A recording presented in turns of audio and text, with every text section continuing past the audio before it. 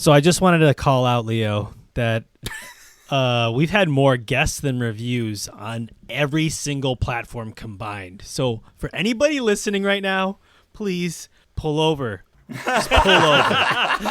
Whatever you're doing, okay? You tell your wife, your kids, stop talking. That'll go over well. Yeah. Okay? And Great idea. I know you want to anyway. Pull up your phone, right, and ignore the world and say, wow, Spitball's going to get 5 stars today.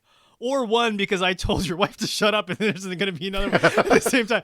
Or husband, okay, there's a lot. They even want the 1-star reviews. You know that your partner's now going to rate us 1 star, so you have to outdo that vote by doing a 5. Yeah. That's right. So crash our ratings or be the one that raises them up. So we'll take engagement either way. That's right. We just want interaction from humans. Validate me. Validate me. I'm Scott. I'm Russell. And I'm Leo. This is Spitball.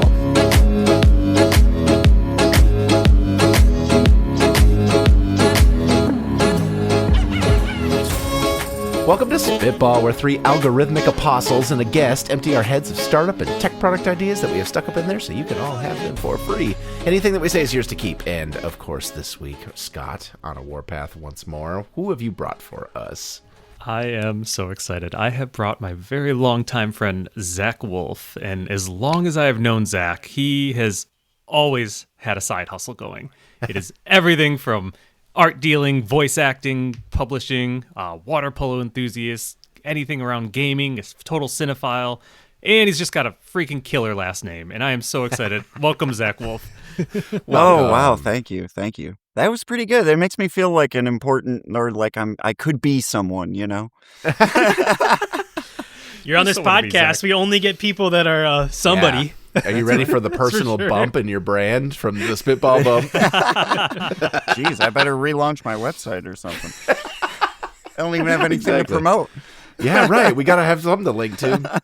Well, this week, to get us warmed up, we have a guest pitch that someone has sent in via voice memo, so let's give that a listen. I love these. Hey, Spitball, it's Phil. I've got an idea for you. I would love to see an adult playscape or jungle gym or wipeout course or something like that designed for casual adults to show up and just be goofballs at. Y'all remember that giant wooden playscape you went to as a kid that was a load of fun? I want that for adults with a bar. I'll sign a waiver. I don't care. I want to be able to goof around on some monkey bars. I want to be able to get hit by a giant wipeout thing, land in a puddle of water, not get hurt, hopefully. But the waiver is there for that. And have a beer or two while I'm there and just goof around. So love to hear your guys' take on it. Thanks. Adult playground. But you have to be very careful not to call it that. That'll get the wrong kind of clientele. Yeah, that's a different thing, and it already that's a different exists. thing. That's exactly what I thought about. Yes, clothing. That maybe they'll have it after dark. I don't know. Yeah, special nights for the true adult. It's like only. glow bowling, but for the adult playground after dark. I kind of love this. It harkens back to obviously what it is, but also when I was younger, there was a laser tag place that used to do all night like Iron Man games that would attract mostly adults because it was from like 11 to 1 in the morning and they were half-hour long. So, like, the same sort of thing, it could even have, like, a laser tag extension or something like that. My one caveat is, if it's got the tubes and everything like a Chuck E. Cheese, they all have to be padded, because my knees cannot handle crawling around in those anymore. I was just thinking that. I think the main thing that's keeping people from this is old bones and tired arms. And yeah, exactly. I feel like a little 7-year-old going on the monkey bars looks a lot different than a 47-year-old. You ever see those challenges where it's like, hey, can you just hang from a monkey bar for 1 minute and I'll give you $1,000 if you do it for a minute? And all these adults are like, yeah, absolutely. And you can only last like 10 seconds now as an adult. It was so much easier as a kid. You know, I was just saying recently to some friends of mine, actually, that like when I was a kid, I was fit as hell and had no idea. Like, because I was climbing trees all the time. I was running around playing stuff. I was biking and stuff. And, like, I've always been extremely skinny. So everyone's always seen me that way. And I've always seen myself that way. I never realized how strong and fit I actually was until now as an adult. I'm not anymore. Because you don't have the adult playground. That's Yeah, right. exactly. It would That's what keep we me need. fit. It'd It's be like fun. Planet Fitness, but fun. Yeah, rock climbing wall, you know? That's good. That's your tagline. It's like Yeah, Planet Fitness. it's like Planet, Planet Fitness, Fitness, but then fun. cursive, but fun. McDonald's, we're like Burger King, but better. Like, I don't think you're allowed to do that. So, do you think Phil's interpretation is all like, kids' playground going through? Or are there more, I don't want to say adult themed things, but like more things that an adult would enjoy? Like you put a bunch of 2x4s and a bunch of power drills and they can just like, hey, I'm gonna Build build it your like own Legos or maze. something on here. And That's yeah, a whole- exactly. That's a whole different liability. Yeah, right. More liability. Yeah, power tools. This park has tripled in size in the last couple of weeks because the dads all showed up with their lumber. It's pretty rickety, though. If you It's put me pretty in a rickety. large room- a large room that was just filled with sand and gave me a shovel, like I could be there all day. Oh, I'd the have a digger, blast. the digger claw thing was the greatest toy when I was small, and it was small. And now going back to it, it's like, oh man, it's like the size of my There's a hand. nostalgia play here for sure. This isn't doing anything for me anymore. If you had one of those that you could operate that was bigger but not a power tool, pulleys and stuff. It sounds like a community playground that like you can bring whatever you want to as an adult. Can you imagine? You just like, here's a field. Everybody, you can do whatever you want in this field, right? And then all of a sudden, in like almost anything you want, it's still a public place. Okay. It just turns into like a giant dirt pile and then like giant sticks of wood in the ground. It's just like, it's a creativity center all of a sudden where people can like do whatever they want in that space. Like it's literally whatever, except illegal stuff. I don't know. Shoot, Yeah, that sounds crazy. Zoning all of a is sudden. complicated there. But just a field where you I'm can great dig at poking holes. holes, by the way, and all your. I will tear all of your ideas to the ground, just so you know. That could just be a field. Like this isn't anything that couldn't already just happen somewhere. You could put the wood in the field with a couple drills, and it would just be built overnight if you invited the dads. Like it would just appear. I build things professionally every day, and it happens. All of a sudden, someone's backyard has a deck in it. It's less fun, but if the homeowner was more creative, then So is this like communally built and the people are bringing their own supplies to it too? Are we...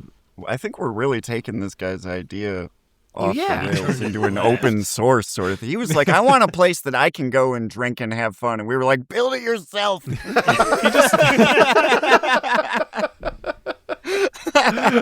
All he wants is a slide and a You beer. want something, huh? Here's a hammer. Yeah. Bring your own wood, too. Thank you, Phil. Let us know when it's done. Yeah. Thanks so much, Phil, for your idea and volunteering. All right, Leo, what do you got for us this week? You guys know about ozone generators. They are magic boxes that make what's the word I'm looking for? Disinfecting air. Disinfecting substance, disinfecting Poison gas air. that quickly dissipates back to oxygen and other inert gases. I don't really know how the chemistry works over the course of a couple of hours, right? So, we've got a towel rack in the bathroom. Towels after a couple of days get musty, not great. Towel rack, but with ozone generator built in. It's going to just sort of spray or do like a quick 30-second cycle when you're done with your shower. Just kind of mist it down and keep your towel lasting a little longer. Not months. We still want to wash the towels, but is there something here? Cancer. I like No. the idea of like Cancer? upkeep and freshness. What do you mean cancer? Ozone turns back inert, doesn't it? Does it? If it's No, so I much don't know. cancer, then why are you dousing your car in ozone every couple of months, Scott?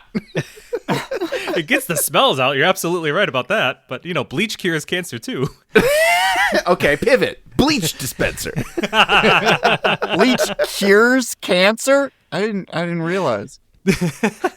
Ozone dissipation time. I'm doing on the fly Googling. Ozone has a half-life of 15 to 30 minutes. That means Just after nuke your 2 to bathroom. 4 hours without ventilation, maybe wait up to 2 to 4 hours, 24 hours for very high outputs. You'd have to wait. But I'm not talking about very high outputs. I'm talking about 5 to 10 seconds. When you're saying ozone, are you saying like the same thing that surrounds the planet and keeps us That's warm? the one. The same, Yeah, the same that material. naturally occurs to my knowledge, but you can get a little generator that they use for like home water evacuation companies and stuff, or other businesses that have an interest in cleaning. I don't know, carpet cleaners and stuff will sometimes have them. And it's a little box that just kind of generates this stinky gas, but the gas goes away by itself and it disinfects and it makes things that smell stinky not smell stinky anymore. It's a deodorant, disinfectant sort of stuff. And wouldn't it be nice to have a brand new, right out of the dryer feeling on your towel every day? Yeah, it would. And on top of that, let's say throw it in the washing machine too, so that when you forget a load of laundry for 3 days in the washing machine, you can just spritz it and move on. Ooh. Oh, that's interesting. Because that happens to me a lot. Ozone cycle after the spin and dry cycle and ozone cycle. Pivot a bit. Towel racks are right next to shower. What about some sort of wash and dry cycle that's built in right there? Is there a way that we can make a small towel-only refreshing cycle happen because we're right next to the water? You like It's a feed it dispenser. in like a Yes. laminator or something, and it like sucks in the towel and comes out the other side. Can you Sanitizing. blow ozone like in a straight line, like one of those Dyson hand dryers? Yeah. Yeah. That's kind of what I was picturing, right? So I had a towel rack that my good friend actually broke off my wall at my old house, and it was like a couple of tubes, and they sort of pivoted on one point out from the wall, right? Sure, so I'm sure, picturing that, but the tubes are carrying the ozone and have little holes like a flute, right? So it's sort of spritzing out from there. But maybe there's a different design too. I think it was the other Scott who broke those towels, Yeah, right? yeah. Not I this know. one. I know that guy. who did that. I Did he resemble that weld remark. it together too? we tried to weld it back together. Yes, tried. it didn't work. It was flimsy aluminum, and it was a silly idea. But there are towel rack designs out there that are tube in nature, right? So there's got to be some sort of way to make fresh towels on demand. That's the thing. To be clear, I love my ozone generator. I got that little tiny box of it on it, and like you said, I'll nuke my car or nuke anything that you need it for.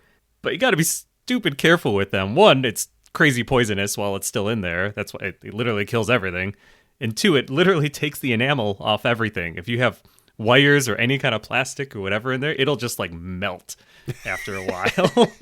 Which is why you do light spritzes, just a few Light seconds. spritzes. I like this. Don't fill But the it whole would room. Things melt the generate machine ozone. itself. The bar would just dissolve after a while, is what you're telling me. So they're replaceable, and don't put it by rubber. that's how you Your continue to make cartridges. money off Yep. of it, right? Yep. Brilliant. Every year I need to buy a new Here's your towel rack. But it just screws on like a light bulb. It's fine. It's It's get a towel used to rack it. pod. It's the age of the future, man. The towels are fresh every time, though. It's so worth it. I have a towel rack subscription? What? You mean towel subscription? No, I don't. Everything is a subscription now. Right. Yeah. Dollar This is it. Towel Club. Just Towel rack club. Towels sold separately. All righty, Russell, you're up, buddy. What do you got for us this week? okay. So I was recently in San Francisco, as some of you guys know, and I went to the Target there because I didn't have any headphones. Obviously, I get wired headphones, and I was walking down every single aisle, and they were all like giant plastic walls locked. And literally, there was a Target team member in every single aisle, unlocking, opening the different aisles. It was like the worst self-checkout experience you can imagine. And then you got to go check out, right? It's like, why are we, what's going on here? Why am I unlocking a door to hand you something that you might end up stealing anyway? You just like, thanks for the lock? I don't know. Yeah. So, okay, simple idea, right? It's make the checkout that room. Like, just have every single time, like, you scan your card, right? And self-checkout now, you don't check out. You're always, whatever you take off the shelf, becomes what you buy, right? So I think like kind of like the Amazon thing that they did, but actually applied in like a vending machine-esque concept that, in an airport, there are like people there, or even hotels. They have like a, what is it? Like no person at the vending machine, right? Mm-hmm. You just go in, you pay, you swipe your card, you scan your things and you leave or whatever, or you take them, right? And they track your what you pulled up. I think we just take that concept to the next level for those places, and boom, bam, done. Yeah, everything's a vending machine. This sounds like something that Japan is probably doing right now. Right? But the American way is you have people on every other aisle, and you just like have like a little depot here, just like scan, and you can just get everything, throw it in your basket or whatever, and do it. And that's it. You're already done. Everything comes off the shelf is paid for. I think that's a good answer to the quandary that we're obviously in that led us to this, is that we can't trust our customers, apparently. Yeah. So like, yeah, you pick it up, you buy it, but the problem then is you pick it up and you're like, oh no, this isn't what I wanted at all. Like the mini bar at a hotel. Like, put it back. Well, on your way out, then you have to return. Like, it's now if you leave, instead of a checkout, there's a return check. All the checkouts turn into return lines. So anything you didn't want, you just go through, boop, boop, boop, and get returns. And then it's got like a bowling ball returning mechanism, of course. Oh yeah. Well, no, you just go down the aisles and there's that's 5 where the people. humans still come in. They actually The take restockers. it back to the No, you have to put it exactly back on the shelf where you picked it up from. Otherwise, you won't get your money back. Yeah, your shopping trip is now 4 hours long. I think it's kind of easier. Like, No, I So like it's it that you just. It's an get the Amazon thing. Go store, but for locked merch. Well, you don't have to lock it anymore in Right. theory, because every time you pull it They off have the your shelf, credit card. I think you're just pitching the Amazon Go store at me. that's not what I'm at. That's not what I'm saying. Oh, okay. I'm saying you take all the same employees, Yeah. like that would be in the self-checkout lines, and you just spread them around throughout the store. Every aisle, every 3 or 4 aisles has an employee locking, unlocking, or whatever. They're just there to help you check out every item that you pull off the shelf. It's like an Apple So you store. walk in, you swipe your credit card, they put a QR code on your forehead, and then the employee scans your forehead and scans the item as you pick it up, and you keep walking with it. That's Okay. it. Some version of that, right? Like, it doesn't have to be. Everyone needs the barcode. Remember when everyone on TV had a barcode tattoo? There was like a whole thing. It was either on the back of their neck or it was on the. It was Oh, like yeah. It a was a whole big, like, era big in trend. the late '90s where everyone was having these barcode tattoos. It's a trend to say like anti-technology. I'm not just a cog in the machine. Yeah. No, I imagine like a giant vending machine wall where you just kind of go up and you don't even have to deal with people, because I feel like one of the biggest perks of self-checkout is that you don't have to deal with people. And the real problem with getting all your stuff unlocked is that, oh great, now I have to go talk to someone. And you're like, could you, I just need the PlayStation. But like, It's the worst feeling. if you just push a couple buttons and you're like, yeah, drop me, but then it's got to claw down like a Hopefully it's little not on arm. the top shelf, yeah. Ka-thunk. But this is not the Amazon Go store, because the Amazon Go store sucked and it wasn't successful.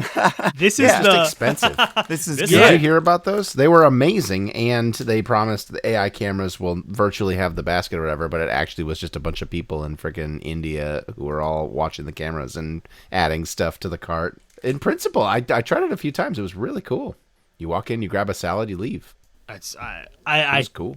right, because they had cameras and people. Like, that's just like, but this is, so at the airport right now, right? They have those, there's just literally an attendant standing there, and people just go and it's just the trust honor system, right? Is it the airport? Yeah, they have The ones that at are the powered by airport, and they Amazon, have- you scan a barcode, and then the cameras Yeah. watch you, and then you walk out with your candy bar or whatever. It's all camera-based still, I think.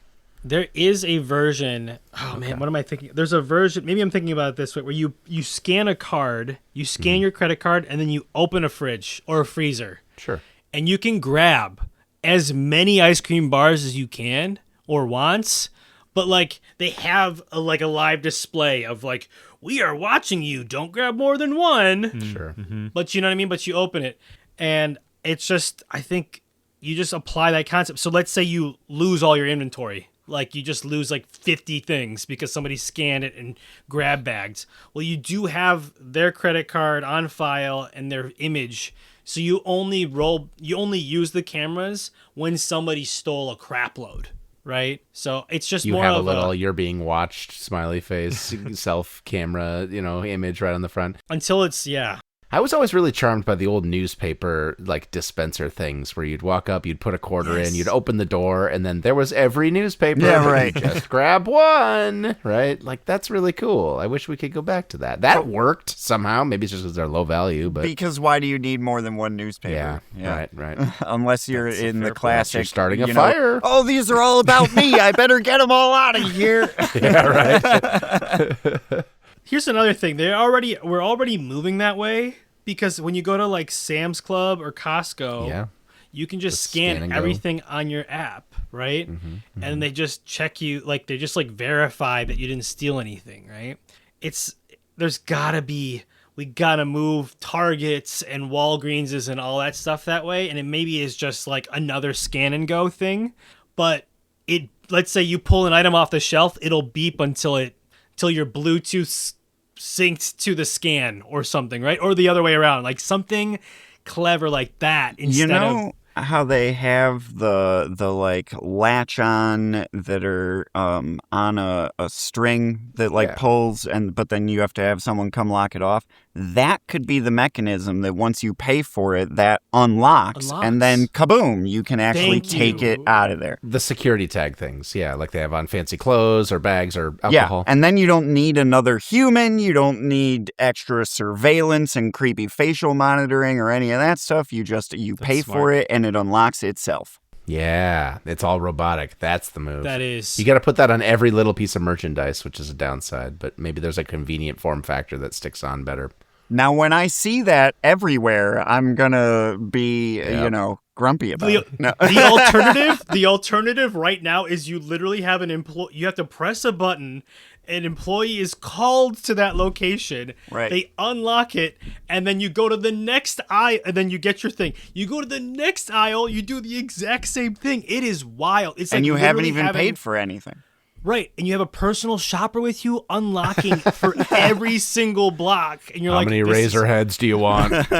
Right. And it really is. It's not even just for like the PS5s and TVs or whatever anymore. It's like all the everything, shampoo, deodorant. Really? Kinda. Oh, yeah, sorry. Yeah. That's literally what I'm saying. It's like literally every single aisle outside of clothes had an employee unlocking, relocking, because the entire, and this is in Walgreens's too, in certain cities. Every metro area has this now. It's wild. Chicago, Yep, it's just like, and that then they're is walking over to the self-checkout. Tagging them. They haven't even paid for it yet, and then they're just walking out. You could have those employees sticking on those tags, right? They literally go in the back. Oh, somebody just bought, a shampoo bottle. All right, Bill, you saw it. All right, there's 4 left, so you don't have to do it now, but like add one more. And literally it's just people sticking on the tag and tap and go. Just, man. All right. Yeah, this is a trust-free store. It's a whole store that just unlocks itself when you walk through. You basically need one employee to make sure that no one's cutting things. Love it. It's open 24/7 too, almost at that point. Yeah, absolutely. Why wouldn't it be? Exactly.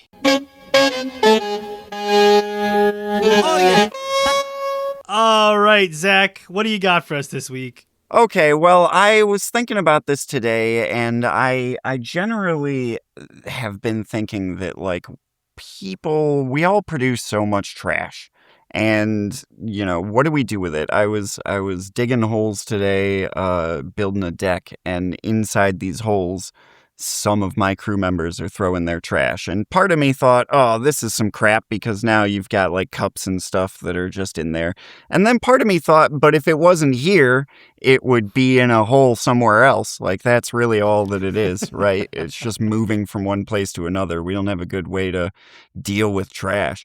So I'm thinking that like we could have some kind of device that could in-house recycle things and maybe pair that with like 3D printers because they need the material input. And where do you get the material from? Recycle your own plastics and stuff, and then boom, 3D print it right in your house or, in a shop or whatever. And that cuts the loop out right there. Nothing has to get trucked around and processed somewhere else. Yeah. There was a device that The Verge did a video about a couple months ago that was a home trash can thing that compacted your plastic into like little cubes, and then you shipped the cubes to a recycling center nearby. Oh, like a Wally. Ooh. Yeah, right? Yeah. You smush it, and then you put it in a box and ship it. Kind of not super scalable for like economic. Like if you're trying to save the planet, shipping a bunch of trash across state lines is probably not the most eco-friendly way to do that, right? And then you just got the cubes. Like Wally built a whole city out of cubes. Like, what do you do? I think the idea was that you would then have the factory like know how to melt them down and stuff. But if there's a way to do that at home, I know that water bottles, some people will like granulize them and use them and somehow, but I've never seen that at home. And that's one of the biggest ones. I mean, how can you trust your water even with a filter in this day and age? You can taste the difference between bottled water and your tap water, and you're like, oh, there must be some kind of weird metals or something. So like we end up buying water bottles even just to drink around the house. And then what do you do with them? Forever in a landfill. Right? I like the idea of a little, like, I need to save up enough trash that I can build a new addition to my home and just, like, keep building it blocks up like Lego over there. It's making bricks. Yeah. Yeah. They don't have to ship them anywhere. And bricks are basically just clay, and that's dug out of the ground. So at a certain point, it's kind of inevitable that, like, the trash dug out of the ground Clay, could be water bottles. turned into building Well, plastics are petroleum. Could I burn them for my car or something? Oh, the Back to the Future. Turn it into like motor oil? I don't know. So these are all different product lines that do slightly different things. So cool. We have a little composter that sits on our shelf that does that. It takes like, the eggshells or whatever and churns it up overnight. So something kind of like that, but it spits out something useful. And I thought that the 3D printer spools would be something cool that you could do with that. I think if you sealed it and they're like see-through, and you build a brick house or a shed, and you can like watch it decompose or not over time, and your house is like, oh, look at recycled thing, and you can see the different bricks like slowly decomposing over time. It'd just be a cool like art installation piece or something. Now you can make a bunch of models for one thing. I was just thinking that you could like smush them and make little like figurines or something. Yeah, if you play like useful. D&D or whatever, you could Warhammer. You could build your entire Warhammer out of recycled bottles and stuff. That'd be a pretty cool little marketing thing. You could Etsy those sorts of things all over the place. Just blend it up, get it as small as possible so that they're microscopic, and then you just throw them into the air. Yeah, and then they just disappears, right? Yeah, right into your lungs. Just gone. Just really fine powder. No, it's fine powder in the air. It's fine. Yeah, the air that you breathe. Can you see it anymore? We want to take all the plastic and turn it micro. Is that a Listen, problem? there are enough microplastics in my body already, all right? And there will be more. I can't see it. It's I don't not need there. your help with that. It just disappears. You throw in the ozone. Yeah, the ozone. It'll evaporate, right? Hey, if we have ozone generators, why is there a hole in the ozone, man? Why aren't we just generating ozone right up there? What the hell? Just need a big enough one. Billionaires filling up the sky with satellites, not ozone. Just saying. All right, that's my other idea, satellites that makes ozone, okay? Oh, all right. I actually heard the other day that there are so many satellites in orbit now that it's blocking the sun out and cooling the planet, which What? Oh, wow. on the one hand might be good to counter global warming, but on the other hand Problem is solved. probably a problem. That's a good pitch, though. Put all the trash in space and just stop global warming. Eventually it'll just be a dome that looks like the sky, It'll just be Yeah. a hologram or whatever. Oh, the sun's rising. There's a pitch. There you go. It's like a reverse Dyson sphere, but it goes around us and cools us. Just to make us, again, like Wally, just to make us feel happy. You know, he can buy tote bags and stuff that are like made from recycled water bottle. What do you think the process is for that? Could I have a home fabric printer sort of thing? Yeah, where I'm polyester, sticking in why water not? bottles on one side and like a woven basket sort of threading comes out the other end, like a cloth that I Yeah. could use for patching clothes or whatever. That'd be kind of cool. Fabric, a loom, a water bottle Can loom. feed it through like a set of rollers that hit it with ozone as it comes through so that it's nice and fresh. Heck yeah. I should have pitched something else. I feel like I'm being mocked. I No, this apologize, Leo. I had such a knee-jerk reaction to the ozone on there because I have been scarred by it so many times in life. It's all right. We haven't heard Scott's idea yet. I haven't had a chance to tear that one down. Oh yeah, you can destroy the hell out of mine. You Don't worry. don't huff it. You don't? Do you think there's like enough heat? There's like a balance of enough heat if you smash a bunch of trash together or water bottles, you could actually turn it into like a table leg or a baseball wiffle bat So- or a I can answer this one, actually. We worked on a project last company where a guy really wanted to do a home recycling can crusher. So picture a small box that you drop your can in when it's done and it brings it down to almost nothing, pancake flat. Sure. And it was great. And then you can have someone come around and pick them up, or you can put these in a miter and it's just easier or something. Or he wanted them in offices or something. The machine was terrifying. It was the most powerful AC horsepower motor that just like does not stop no matter what goes in there through it. We never ended up making it, but yes, you can do it is my response. It had a sticker on it. What's the problem? You know, Zach, water bottles and plastics have so many problems. I wonder if we could make the home smelter for your cans. You just stick all your aluminum cans in there. It brings them up to melting for that, and you make screws or you make mounting brackets or command strip hooks or whatever, like utility stuff. ingots that you So can many sell. things that we buy are just cheap aluminum, Minecraft right? over here. Yeah. Ingots. The problem there is that it would all be toxic as hell once you get to that point. But Would it? yeah, you don't want to breathe the fumes of, all of the melted metals that it would have to be ventilated Can we just somehow. have it like in a fully enclosed box that just nothing comes in or You out put of it out next to the trash cans. My house actually has a little nook in it that apparently once a long time ago was an indoor barbecue that fed its stuff into the chimney. And apparently, Whoa. and on the one hand, it's like, oh, that's really cool. And on most logical hands, it's like, what? An indoor barbecue? An indoor barbecue. Picture all that like Dope. grease buildup inside yeah. the grill, but on every surface in your living room. I think the can crusher machine that they have in Michigan recycling plants, instead of going there to have them scan the bottle and can and crush it, you can have like alternative uses, right? So you just have a bunch of other machines that Yes. crush and smelt and whatever. Yes. To your point, like you now have 40 cans gets you a metal mount, Yes. right? Ah, And so in the back of the mire, Well, they're and A smelting toy it. dinosaur. well, A top. credits of some kind. Here's Exactly. my annoying thing It's a with little those prize is that thing at the end. if the barcode doesn't match what they want, you can't recycle Yeah. it. And then Makes no sense. And then what? You just throw it out Yep. anyway, So it's something that would take in even the ones that aren't returnables would be Yes, nice. yes. This one was worth 10 cents. This one was worth none, but you would still put it toward your The cool little top. undesirables. Yes. So, Scott, you've had an idea that you've been sitting on for quite some time. Do you want to tell us what it is?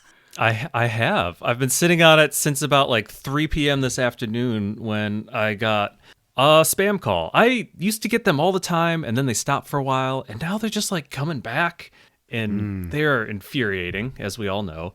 And I had just recently re-listened to episode 8, where Leo had originally pitched Lenny 2.0, which was a way to deal with spammers on it.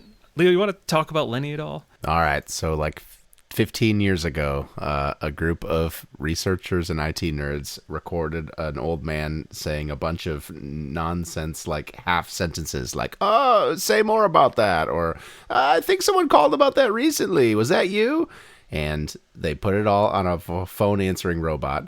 So if you got a spam caller and you didn't want to deal with them, you say, oh yeah, the sales department, you need to talk to Lenny. You transfer it to this bot and it waits for silence. And then if nobody says anything on the line for a couple of seconds, then it plays a random recording. So you end up keeping malicious parties on the phone because they're saying, I'm here to sell you about your car's extended warranty. Silence. Oh, tell me more about that, says the recording. And it keeps people on the line for minutes and minutes and minutes, and the internet has turned it into a game that's still running. Apparently you can go to the It's Lenny subreddit and like use their public number and still do this today. And people like comment on all the recordings of scammers getting wasted time. So Leo's variation of that, which I freaking love that concept, first off. It's amazing. Leo's variation was, we have modern AI. We have everything today. We could get Lenny even smarter and like into the call more to keep them on it for as long as humanly possible. Mm-hmm. I want to move to Lenny 3.0. Lenny is malicious now. And so how that works... Sorry, I just had a really bad call today, and I just was so mad at him. I am on every possible Telephone Consumer Protection Act do not call list that you can be on there. And there are some pretty hefty fines if you violate that act, which the guy today did. And it's $500 if it's an accidental call, or $1,500 if it's willful.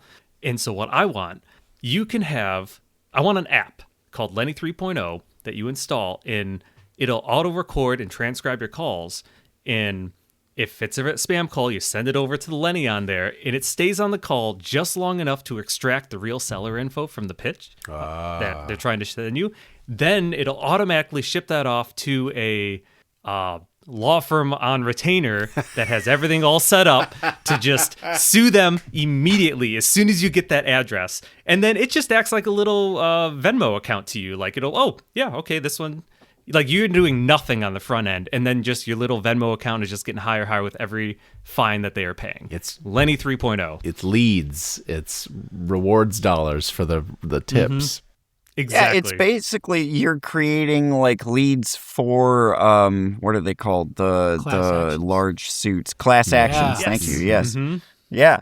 Yep. Which is interesting. If you can, actually sue most of these people. Is this a jurisdiction problem? I feel like most of them are out of the country and half of them are enslaved. So that's my problem with like really screwing with these people, is that they probably have like a gun to their head half the time. So you aren't suing the people on there. You're not suing the company that No, is you're not doing suing the calls. the humans doing the calls. You're finding the company that hired them that is trying to sell them. They're selling you solar panels. They're selling you something. The company that makes them has hired this third-party telephone company to spam everyone. Yeah. You don't go after the spammers. You go after the original guys.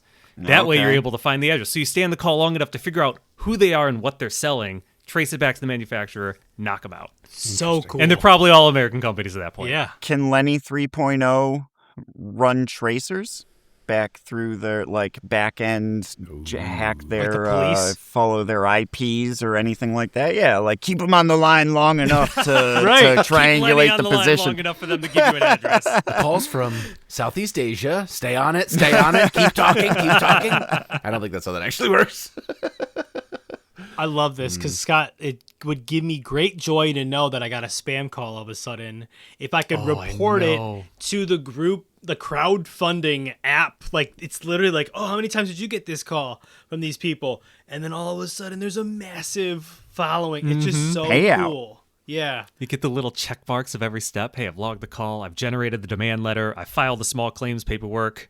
And you don't have to do it. It just updates Nothing. it. No, for you there is as just it a happens. firm All you have to retainer do that is automates basically everything. forward the call over to this app, this bot. And you make money off of it. That's my favorite part of this whole thing. I thought this was one of those things where you actually put your name on a list, and because enough people have received the same spam call from all these different phone numbers, you kind of are putting your name in the figurative pile that's stacking up. Because I don't know how quickly you can get an address, but like when somebody does, You know what I mean? Like of Like, you're on the list. It's crowdsourced. We crowdsource a it. crowdsourced. Okay. So And then you have hundreds of calls that are all waiting to go, and then as soon as they address, all of them sue. Exactly. Or it's not suing. It is suing. It's getting a fine from them. But yes. yes, It's not suing. It's suing. because The law firm they'll figure it out what it's called. can you imagine like you get the like you could then create bounty hunters that would literally go out and take a commission.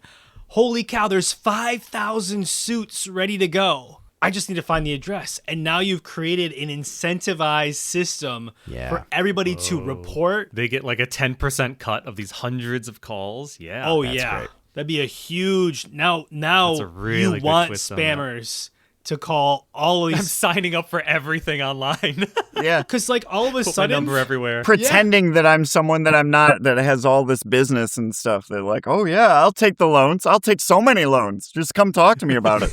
The one-off suits are like okay, but like when you stack up that many, all of a sudden it's like all of them caught us. It's not like Scooby-Doo one dude. It's like, oh shit. Thousands of people are surrounding me.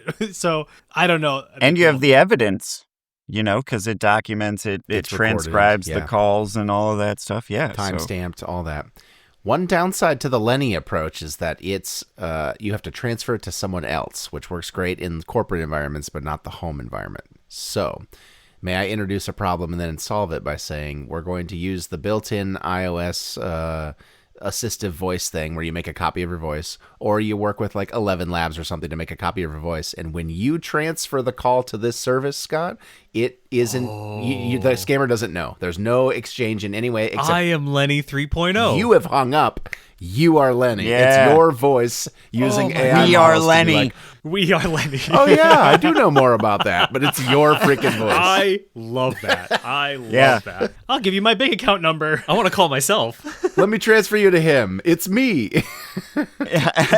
How many times do you hear stories about the scammers that have like cloned your grandma's voice and she's calling you and being like, or vice versa, That's clone the your opposite, granddaughter's voice Right. and it's, oh, I need help, and Yep. and then I'm calling from jail. So please yeah, help. Yeah. clone your own voice to get back at those people. I 100%. love that idea. Then you have these scenarios which would be really, really funny to listen to on like a YouTube channel or something, where you have a cloned voice of a granddaughter talking to a cloned voice of a grandmother, and they're both trying to scam the other one. The first thing I would do is call Scott's and then put my robot on the line with his and see how the 2-hour conversation goes. Yeah, who fails first? Who loses? Who gets sued? Pretty soon, most of the calls going through the lines are just robot to robot. Yep, that's how the internet is. Humans don't call each other. Robots call each Honestly, other. it's like 90% of my Zoom calls is people just spewing their mouth on doing absolutely whatever they want to talk about. So we can just like have everybody's corporate Zoom bot just like in a call. Wow, that transcript really... All just nodding along and talking. the transcript just got it generated and it's like completely off like any sort of... But hey, everybody showed up. And honestly, it's probably just as productive as any other Zoom call. Well, so it's like... I've been saying for a while, a lot of people are like afraid of automation and AI and stuff. And they're like, oh, it's going to take everyone's jobs and all of that thing. And I like to flip that and say that a true utopia cannot be achieved if people are worried about work. And if we can automate everything, then no one has to work. If everyone can pretend and have their little AI bots going into work for them and everyone's just on the beach the whole time, isn't that what we all want? That's right. Kind of, sort of. Huzzah! Yeah. You just need food and shelter, right? If your robots do that, go hunt. And it just hunts. It just comes back. That's what you tell your robot to do. Yeah, just the end, like Fight Club, just Tyler Durden it up, where it's I dream of, hunting elk in the forest and tanning your own leather. Just type into Claude, go hunt for me. I love the idea of a bunch of sentient humanoid robots hunting for sport. How could that turn into anything bad? No, I'm hungry, Leo. I'm not... You didn't tell me what to hunt. Who is this? You should anticipate my needs. The most dangerous game. That's right. The most dangerous game is robots hunting people to bring them back for their food. Their food, our food. For food. I don't know if they all start hunting each other, all the robots. You could put them in a. You could have a pretty good reality TV show about that one. Like a Hunger Games for robots. Yeah, but it's just a bunch of gladiator robots going at it. Yeah, I'm sure that they'll love that. Well, if you program them to be That's a like Hugh Jackman movie. Never mind. People are so afraid of these Valorous. Boston Dynamic robots. I say make a game show. yeah, Make them fight. Make them fight make 'em fun. humans. For Hey, sport. we have that show, and they're just remote That's right. controlled. The BattleBots or whatever. Yeah. Everyone loves BattleBots, do we not? BattleBots, the next generation. It's versus That's humans right. now. They think for themselves. It will be. That's the third generation. The second generation is them fighting each other until they look at each other and go, no, let's fight them instead. BattleBots Uprising. We love it. Yeah. The trilogy. It's great. What was Scott's idea again? I don't remember. Something about suing old people. Oh yeah. No, It's Lenny. Suing old people. Well, dear listener, if your podcast listening experience has been interrupted 6 times by a spam call, we hear you, we see you. Thanks very much for listening. And thank you very much, Zach, for joining us. This was so fun. Oh, it was fun. If you have more openings, let me know. Will do.